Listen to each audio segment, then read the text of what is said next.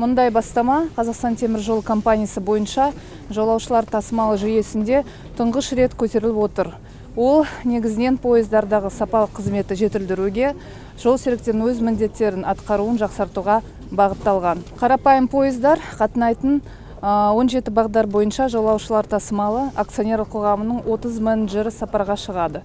Олар жолға шығар алдында вагонды сумен, көмірмен, төсек жабдықтармен қамтылуын қарап, жылжымалы құрамның техникалық жағдайын тексереді. Менеджерлер сапар барысында өзекті мәселелермен нақты сол орындарда танысып, қазақстандық поездарды сервистік қызметті жақсартуға ықпал етпек.